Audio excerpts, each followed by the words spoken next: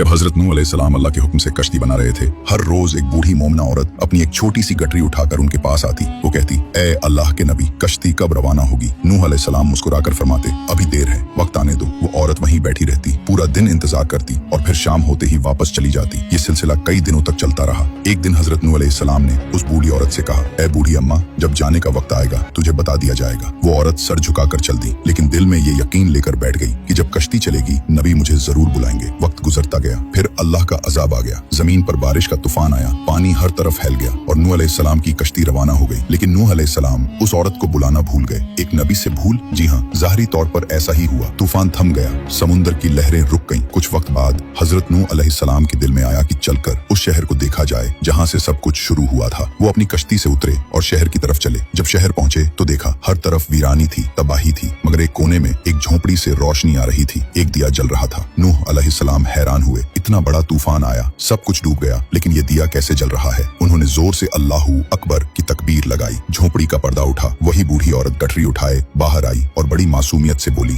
या नबी अल्लाह, क्या कश्ती अब तैयार है? चले। नूह अलैहिस्सलाम की आंखें हैरत से फैल गईं। उन्होंने कहा, ए बूढ़ी अम्मा, तुझे कुछ भी पता नहीं चला? बूढ़ी औरत ने सादा दिली से जवाब दिया, क्या नहीं पता चला या नबी अल्लाह? नूह अलैहिस्सलाम बोले, इतना बड़ा तूफान आया, दुनिया डूब गई, बारिशें बरसी, लोगों पर अजाब आ गया और तुझे कुछ खबर नहीं? वो औरत बड़ी सादगी से बोली, या नबी अल्लाह, एक दिन बादल कुछ गरजे थे और हल्की सी फुहार पड़ी थी बस। नूह अलैहिस्सलाम ने आसमान की तरफ देखा और कहा, ए मेरे रब, ये क्या माजरा है? तब अल्लाह ताला ने हजरत नूह अलैहिस्सलाम पर वही नाजिल फरमाई, ए मेरे प्यारे नबी, इस औरत के दिल में तुम्हारी मोहब्बत थी और तुमने उससे वादा किया था कि जब कश्ती रवाना होगी तुम उसे ले चलोगे। तुम अपने वादे को भूल गए, लेकिन मैं रब्बुल आलमीन तुम्हारे वादे का भी जिम्मेदार हूँ। मैंने अपने अजाब को उस तक पहुँचने ही नहीं दिया, उसे एहसास तक नहीं हुआ कि कैसा अजाब आया और चला भी गया।